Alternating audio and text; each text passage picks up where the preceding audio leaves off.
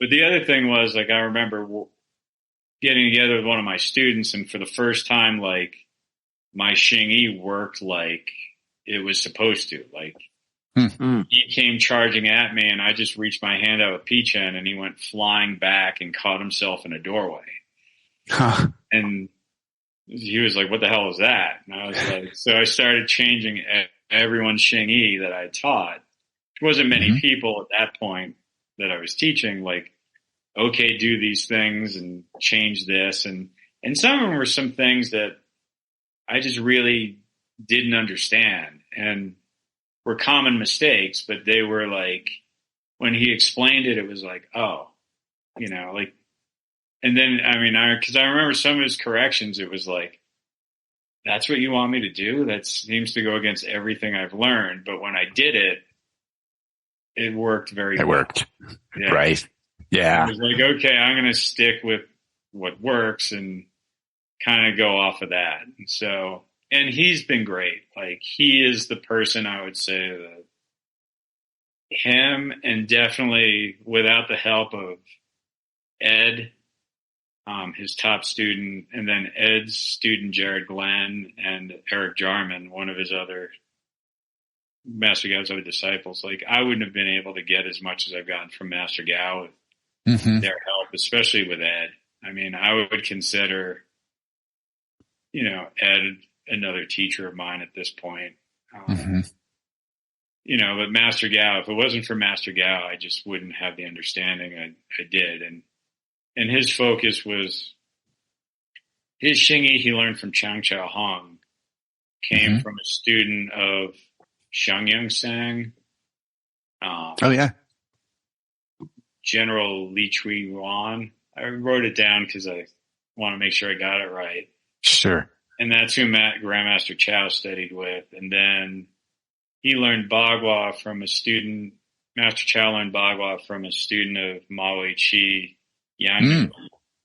So his main focus was Ma-Wei-Chi Bagua. And then Master Chao helped Chen Penling finish the Tai Chi form that he started in the mainland. Really?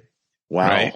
So there's a version of the Chen Penling form that we do that has a few moves different that Master Chao liked. And then Master Chao introduced Master Gao to his Tai Chi teacher, which was Pan Wing Chao, who was a student of Chen Fa Ke. So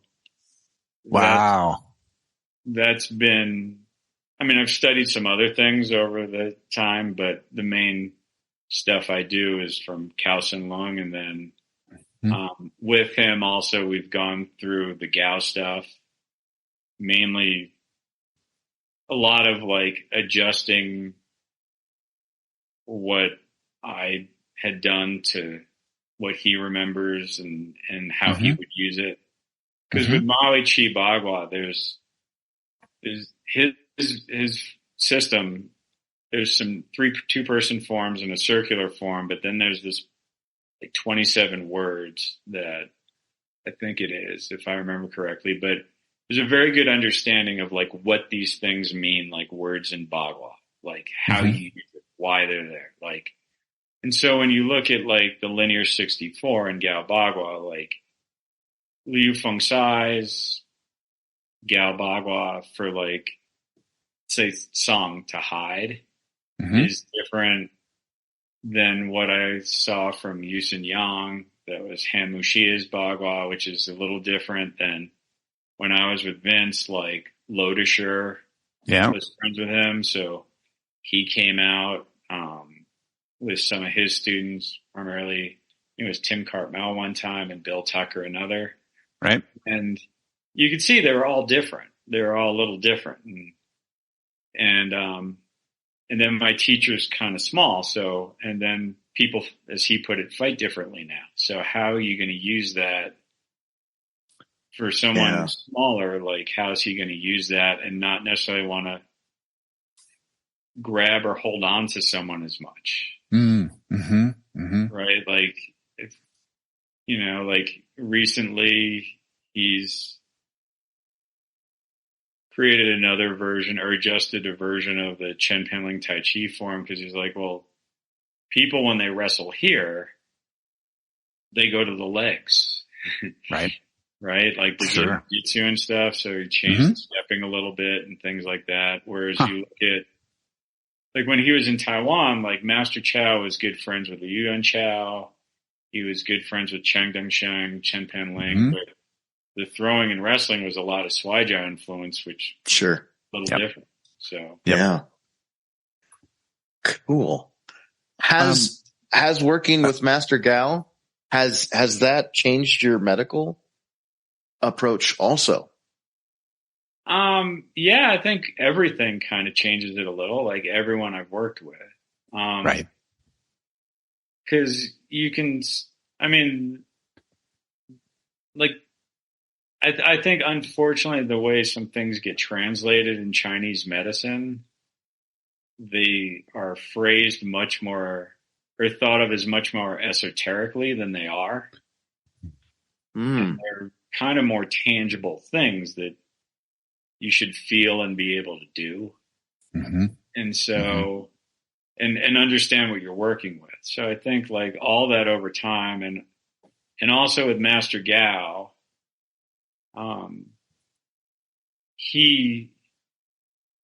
there's a lot of Qigong with him. So aside from that Xingyi, Bagua, and Tai Chi, his main focus from Master Chow was this system of Qigong and fighting called Xiaoju Tian or Little Nine Heaven. He sort of one of the inheritors of that system. And so, you know, and he felt like this was articulated by one of his school brothers that was articulated to him by Master Gao. Like, if you understand the basics of Qigong, like the basic ones, like the Baduan Jian or 8 pieces of brocade, the 5 animal frolics, the Shi Shui Gong or marrow washing, the Yi Jin Jing or the tendon changing, like if the healing sounds, then you can understand most Qigong because that comes from that. And I think if you know, I've been able to learn very good, sound, understandable Qigong from him, which has then helped me go back, even with things I'd previously learned and been like, oh, that's what they were doing. Right. Oh, that's what I didn't get. Like that's, and so it's been helpful that way. And his Xingyi, like, works the best. It's very straightforward. His Bagua and Tai Chi, the same thing of any I've learned. So it's been good. I mean, I've also, you know, got exposed and worked with other people, but I would say the core of what I do and the majority of what I do is him. And that's my focus. Like his English is very good.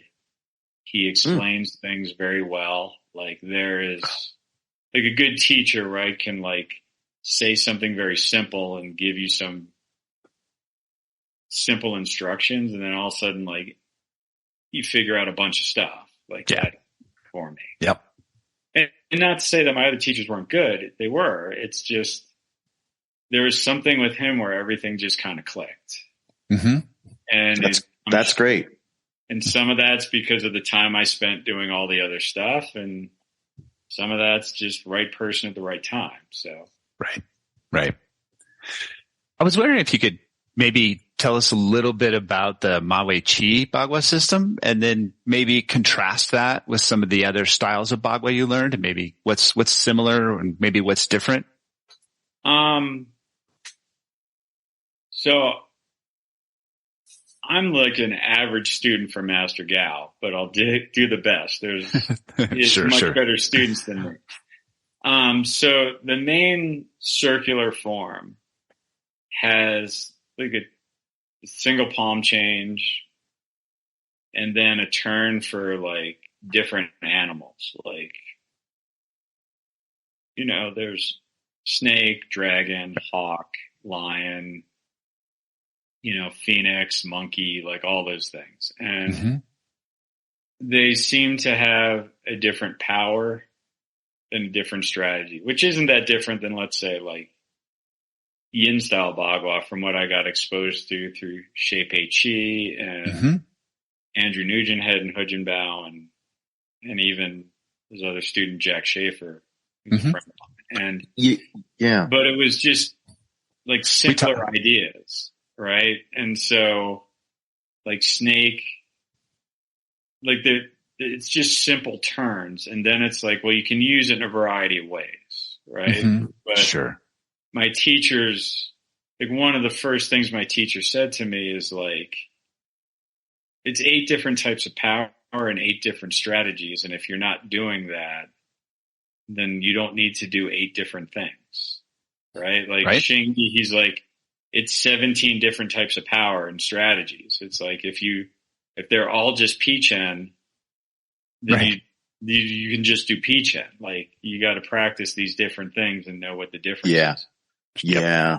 And so there's that. And then, I'd say with my teacher, there's very much with that form, this idea of like, you're constantly rotating and moving, right?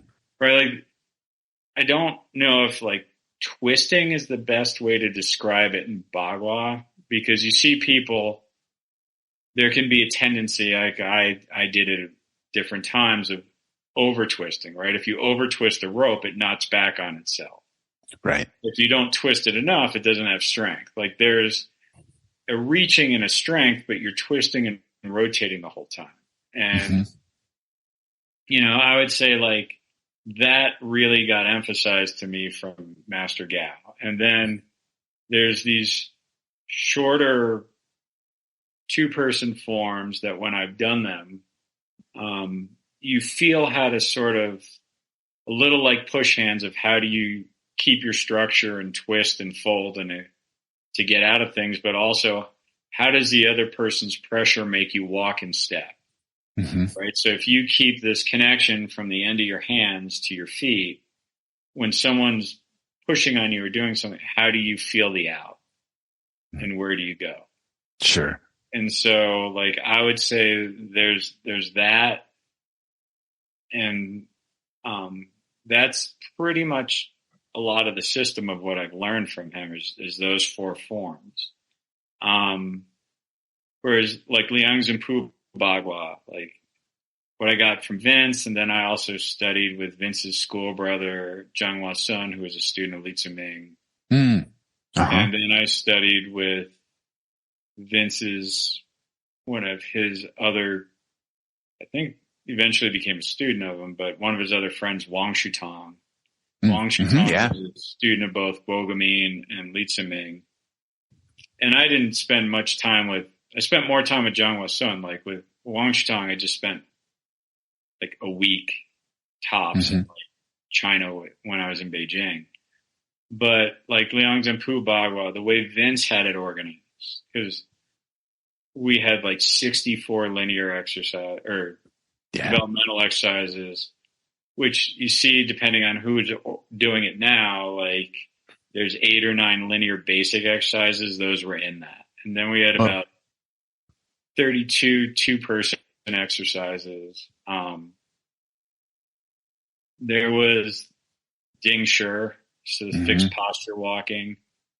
Like one of the things I really got with Master Gao is like when I'm practicing that, like I should be constantly turning and rotating, not just holding something and moving, because within 2 steps you're misaligned, right? Like if you don't keep twisting and rotating, you're not going to stay lined up. Then there was Labazong. So there's a couple different versions. I had gotten that from Vince. There was an elbow form called the 8 attacking elbows. That was a small form done on a circle. There was a larger form called 13 elbows that was not really 13 elbows and had more things in it than just elbows. That was kind of linear more than circular. Then there's the linear 64. Then there was 4 longer circular forms. So there was Ba Min Zong, which he had gotten from Wang Shutang, or the 8 direction palm. There was the dragon palm, the linking palm, or Bagua Linwan, which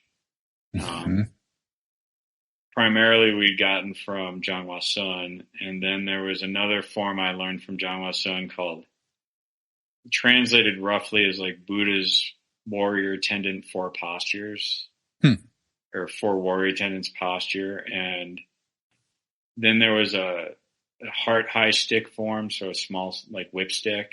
Yeah. And then there was a broadsword form, 2 straight sword forms, and then I had also learned the wind and fire wheels.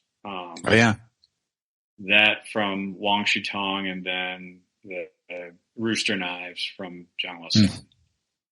And so that had a lot there. Yeah, that's a lot of material. Yeah. But also, like, when I was with Master Gao, like, he wasn't teaching me basic Bagua.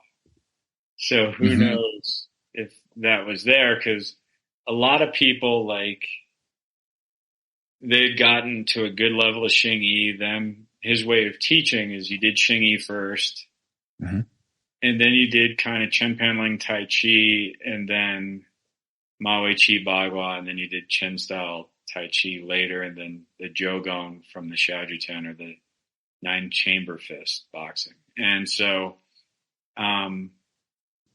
when I did like, Gao style Bagua, for example, with Vince, it came from Liu Fengsai, and then he'd studied with Wang Shusheng, and Liu Xihong. And then when I went there, I worked with Wang Shusheng and Liu Xihong. Liu Xihong was more interested in teaching me. And then these other 2 students of either theirs or Liu Fengsai, named Li Shuiyi and Ge Guolong. Oh, yeah. And so with that Bagua, there was their version of Ding Shi, much more extended stepping. That was very consistent with other styles of Cheng Bagua, like this very low extended stepping. Their linear 64. And then I had learned the Mandarin duck knives from them, the double-ended spear, and then there was also a straight sword form I had learned, a broadsword form, and then I also learned a cane form. Oh, wow. Cool. Then, at some point, I went through like Yusin Yang's online Gao program. And that I had done like his version of Tengun, which is also different. And it's organized in a very good way for power development. And he's great. He's super nice. I met him once, and then the pandemic happened. Right. And so I'd done his pre-heaven form or circular form and his post-heaven stuff. And then in his system, there's 2 other sets of forms, the 12 animal forms and the 8 sticking palm forms.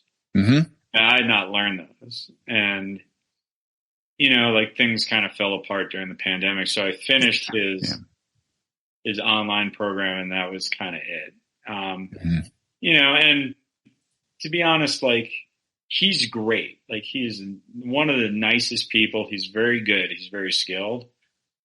But Wu Mengxia and Bimo Tong, who were his teachers, Senzu's teachers, were all big guys, right? Chang Cheng Feng in Taiwan was a big guy. Yeah.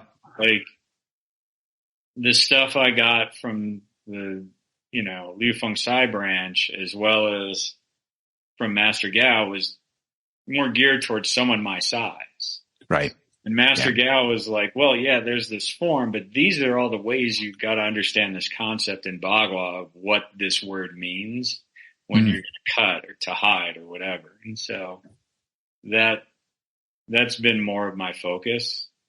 Like, I'm thankful of what like Yusin Yang studied with me, and he's great. If someone has an opportunity to work with him, they absolutely should, or his students. They're all like, I caught the tail end of his program.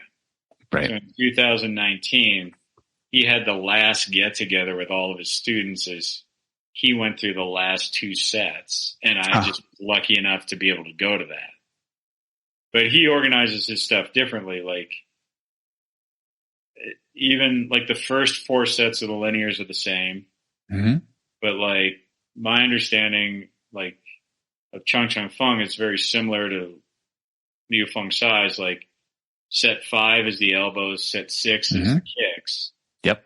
Whereas his last 2 sets are the elbows and kicks, and what would be set 7 and 8 were 6 and 7. And so, so like Gal Bagua, I would say like, it's like they're all, at some point, they're all just Bagua, right? Like Bagua is very good in the beginning at teaching this way to extend your power. You have a lot of exercises where you're just even like circling your arms and trying to get almost, there's a lot of exercises that seem to come from Tong Bei, who, or Zhenghua Sun, that's where they came from. And so like, or Li Tsiming. And so like, there's a lot of that stuff. Like, whereas you look at like Yusin Yang's Tiangun, and like, there's 12 exercises, 2 for each of the 12, except for the Songong, which he has 6. It's to teach a different, like a certain power, right? Like you cutting, you pushing, you drilling, like, and there's 2 exercises for each of those. Whereas you look at, the stuff from Taiwan, it's not necessarily organized that way, like, but it's much more like, how do you develop the spine? How do you open up the body? Things like that. So, it's all good. Like, when I went to Tianjin, I worked with Liao and Fu, who did Zhang Jiaodong style of Bagua. And Liao and Fu, I still do some of his Xingyi, but his Bagua, what I got, because I did his Lao Bazong, and then there was another longer form called the Dragon Palm, is like Zhang Jiaodong, or Zhang Jiang Kui, his other name. Like, he was a very big guy. Liao and Fu was a big guy. Like, there's not much where I'm going to wrap my arm around someone and pull them in as I hit them. Like, right. Sure. Yeah. I'm not that big. So, when I came back from, for example, Tianjin, I was much more focused on the Gao Bagua after that, because especially Li was more my size.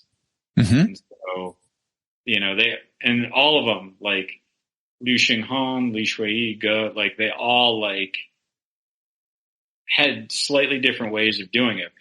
It was about the application and the idea and the power more than it was getting a form exactly. Like, this is the precise, exact biblical way of doing it. Right. It can be hard to learn. Like, there has to be some flexibility in the student. Like, every time I see my teacher, he's constantly adjusting things, but he's also constantly developing. Sure. Time change. So he's got to change things for, like, there's things I can learn that I couldn't before because I didn't practice. I hadn't had enough experience, but also like, so with Chinese martial arts, I think you have to be more flexible mentally. If you just want like an exact, like, this is the way we do it and we're always going to do it that way. Like,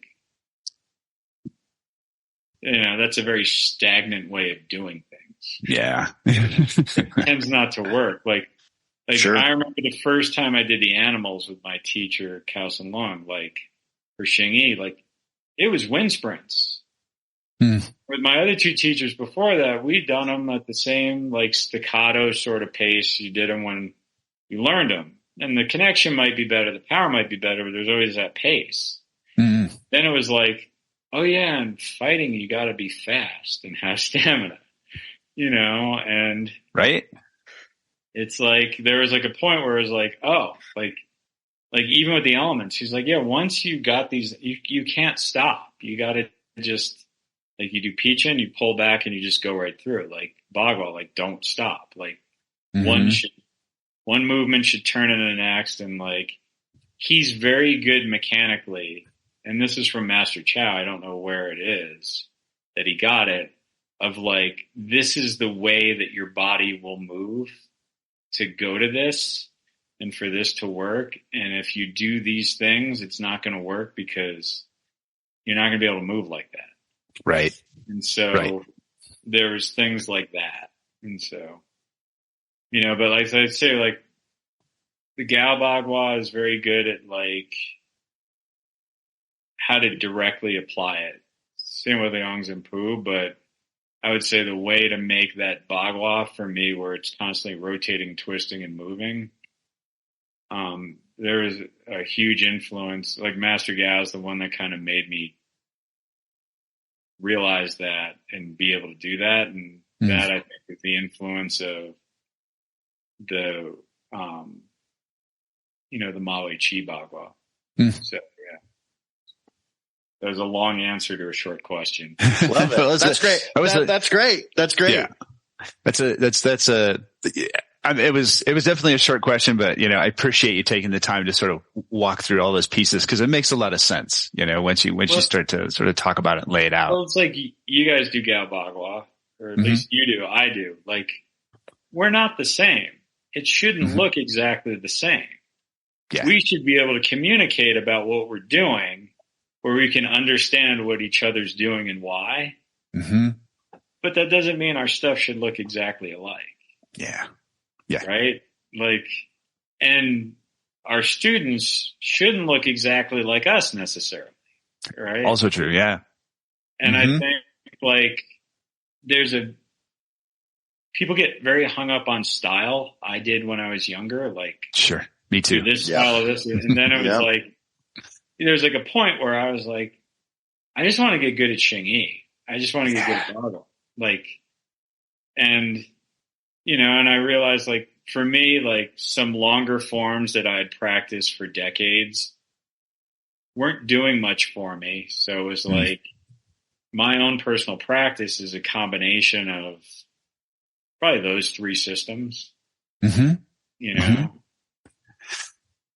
yeah, that was thank you, for the, excellent transition. And I was going to ask you, sort of now these days, are you teaching? You have like public classes or? I teach a small group of people. Like when I first moved here, I taught in Mike's school, helping teach Xingyi classes. Then there was a period of time where I was teaching a few people on my own. But like you guys teach, like the only person that has to show up to every class is you. Right. So well said. Well said. That can kind of burn you out after a while when you show up and there's like 2 people out of 10. Yeah. Or more. And so, I went through like a period where I had a larger class on my own that met in the park, and then only one person was consistently practicing, so I shortened it to him. Yeah. And then I was teaching him and one other person that had been part of the group that I had taught when I was going to Denver with Vince, and we had remained friends. And then, when Mike Bingo died, some of the people that worked with him wanted to work with me. So I had a class that I think at some point got up to about 10 people with a few other people. Like I had some patients that just were doing other styles of martial arts and getting injured. And I was like, well, why don't you just change how you do this, and that should work for you and not get you injured. Right. So fix their injury, tell them how to do something different. And then they're like, well, I just want to learn. I'd like to learn what you do too. Yeah. Sure. Yeah. So, and then the pandemic happened. And so, now I have about 4 people, like, which I would say, like, they're a really good group of guys. Like, I'm not going to make a living teaching martial arts. So for sure. We definitely don't. So yeah, we're with you there. They all get along and well with each other. That's awesome. And they're fun to work with. So like, it's not that I'm not open to teaching other people if they want to work with me, but, some of it too is like, how well do they get along with the guys that I already have? Right. Yeah, like, of course. Yeah. There are some people that over the years, I'm sure it's been the case for you. Like I just didn't teach because they either weren't open to learning new things, and, or they, for a variety of reasons, personalities were different, or they had a different interest, and I sent them in a different direction. Yeah, sure. For sure. I'd be like, well, this is what I think you want. You should go study with this person. Yep. And, so like, and I haven't really put myself out there. Like, right. I'm surprised when I heard from Randel. I'm like, okay, like how'd you? Well, like I said, my little investigation skills, because Owen's like, there's got to be more Xingyi, Bagua, Tai Chi people in the state. Why don't you look at it from, a lot of those people are usually in Chinese medicine. So maybe look Chinese medicine, see who's out there and see if they're doing Qigong or anything like that. And like, I probably went through 15 or 20 of them. And I'm like, Matthew, reading, da. I'm like, Xingyi, Bagua. I know those words. Let's see if, So I had to go about it in a completely different way, because there's not much Xingyi or Bagua in this state. Now, that being said, I can go to any, even the small towns, and you might find, I hate to say this, but I think Tai Chi's almost becoming the new Taekwondo. I see a lot of places that teach Tai Chi almost anywhere. So yeah, well, I think like there's Tai Chi, like mass marketing health Tai Chi. Sure. Like, yeah. Sure. And then there's like Tai Chi where like, right, like there's the saying, if it's good for fighting, it's good for Chi. If it's good for fighting, like you have to know how it's supposed to be used. Yep. Doesn't mean you have to be a good fighter, but you have to know what you're doing to get the health benefits, really. Like, yeah. And like, as there's been other people that have become more popular with Tai Chi, like everyone from like Liang Dehua, who like during the pandemic, I started his online program for some, some of it started just as something to do, because I was in my house and work and just work, and I went home. Adam Misner's another one. Like, like for me, like my teachers, like Vince did some Tai Chi. I didn't really learn it from him, but he did some. And my teacher, Master Gao, like when you see people that really know how to use it, it's not slow. It's not super slow. It's generally not overly complicated. Right. And you're doing things that are like not super complicated. Like Chinese martial arts, I think, can get misrepresented by finding people that have the most complicated applications. Yeah. And you're like, well, that's never going to work like that. Right. And other people, like, I feel like I like one of the things I like about what you guys are doing, because you interviewed my Xingyi Loha teacher, Ryan, or one of my Xingyi teachers, Ryan. Like, I feel like there's a tribalism in Chinese martial arts that's been problematic. Like everyone wants theirs to be the best, but when you go back a few generations, people that did different things were friends and collaborated and exchanged. Yes. Yep. And exactly. And when you look at like MMA did a lot of wonderful things as far as sifting out junk. But Chinese martial arts aren't really getting represented well. True. And that's like in those communities that are more popular, that focus more on fighting, they kind of make fun of traditional martial arts, especially Chinese martial arts. Yeah.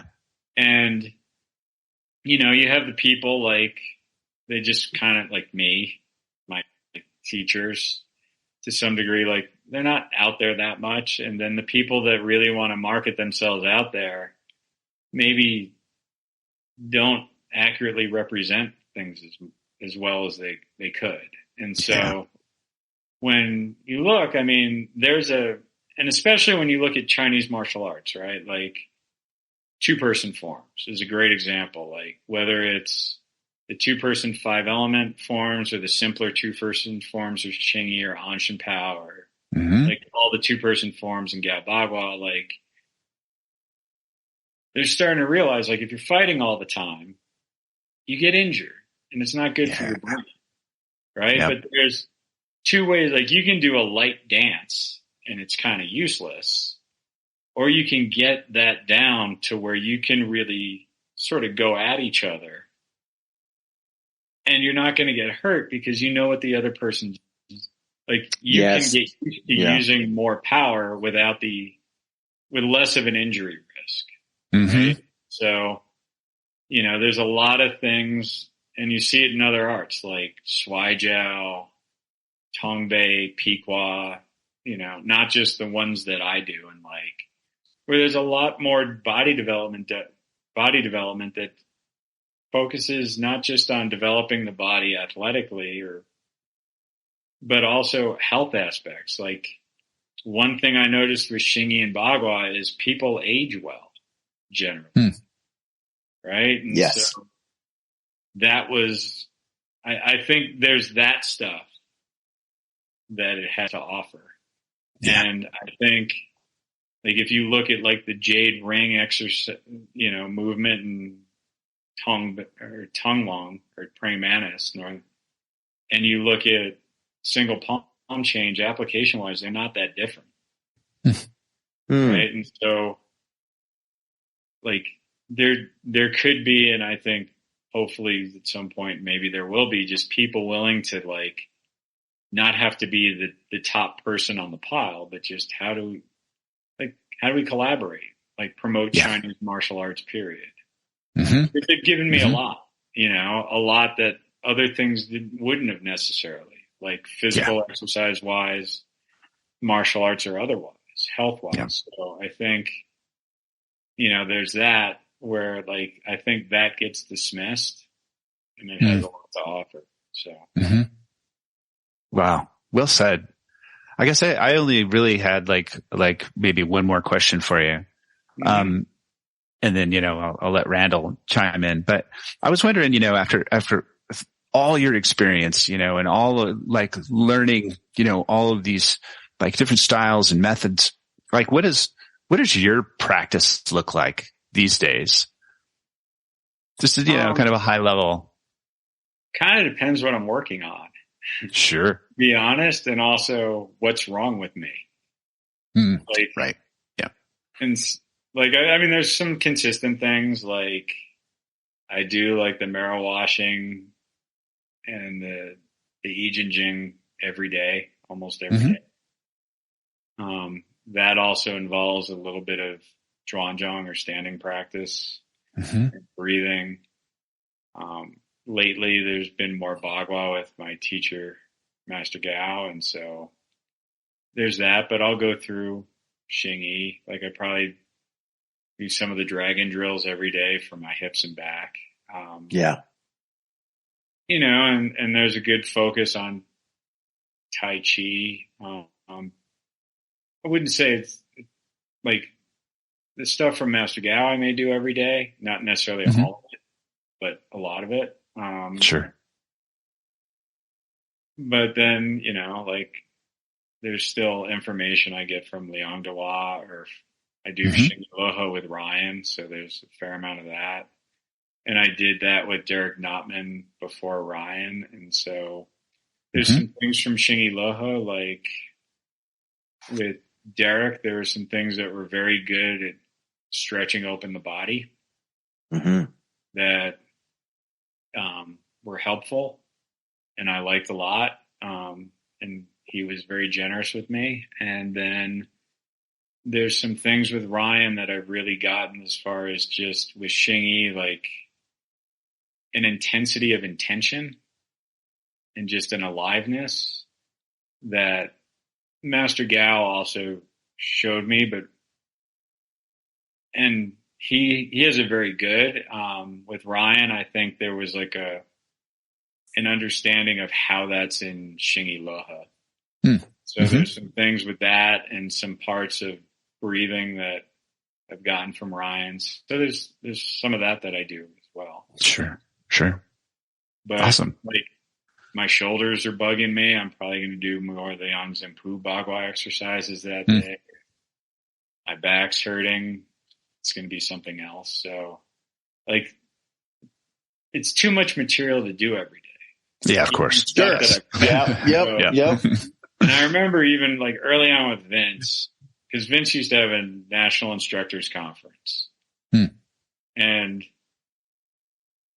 the first one I went to, like Vince and I used to have these great arguments whenever he tried to promote me.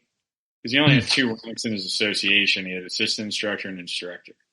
So like within a year, I became an assistant instructor and he wanted me to go to the instructors conference. And I'm like, I shouldn't be that. Like, I don't, and he's like, I'm your fucking teacher. Like, right. Yep. And so, you know, I remember going to that and I was like trying to study Chinese medicine in like the cafe of the hotel.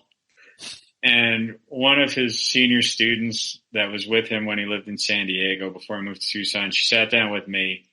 She's like, how's it going? And I was like, we were starting, like I had done a few months of Bagua and then there was all the Xingyi, like, and Tang Sho Tao stuff on top of this Xingyi stuff.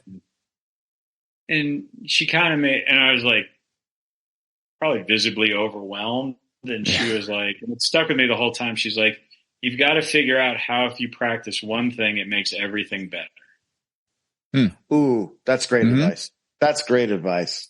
And that's kind of stuck with me through the whole time. And so, you know, I would say that's why kind of like, what am I working on? It's like, okay, I've got this vocabulary of material. What's the change that I'm working on or trying to make? And then what's going to be the things of what I have that's going to help me do that. That's awesome. Fantastic. I only have 2 questions and they're small ones, and then we'll let you get on with your day, sir. One of them's kind of lame, so I'll start with that one. Fire away. You can ask more. Set aside the time for you guys. Owen's like, I knew Davis. He's like, I knew Davis would ask this at some point. What's kept you in Colorado besides it being absolutely stunning and beautiful? Probably my work. I was at an integrated medical clinic called Healthmark for about 17 years and enjoyed it there. Then they got sold to a larger medical company and then I went off on my own and I still have a pretty good practice on my own. So, and that's here in Denver, right? That's here in Denver. Yeah. That's so fascinating because that was literally going to be my next question.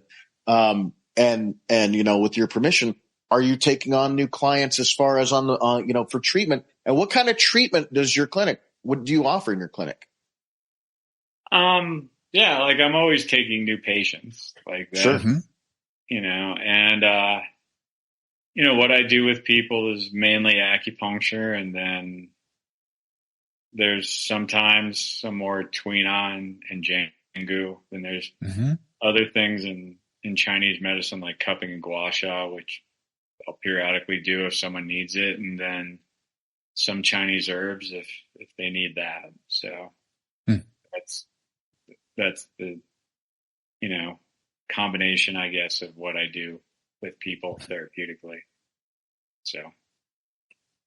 Great. We'll definitely that's fantastic. Put a link to your page if that's cool with you in our show notes when we get to the show. We'll let you know when we post the show. And you know, Owen will say the same thing. This has been great.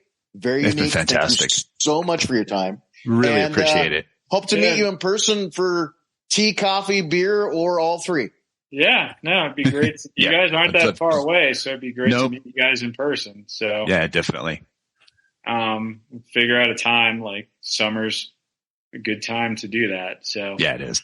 Cool. Yeah, we will. Are you both up in Boulder? Yeah, I'm in Longmont. So yeah, just right outside Boulder there. Yeah, I shouldn't say this, but I could probably, if I really worked on my football again, I could probably maybe hit Owen's window. Maybe if I worked on it, but yeah, I'm in Longmont too. As a matter of fact, right after this, I'm going to use the restroom, grab a quick small lunch, and I'm going to drive down to Aurora and teach an intro to Wing Chun class. So what style of Wing Chun do you do? So I'll tell you what. Let's cut it off here because this would be just extra, and the audience would already know. But I will tell you really quick. Thank you for your time, Matthew. Yeah, thank you. Thank you, guys.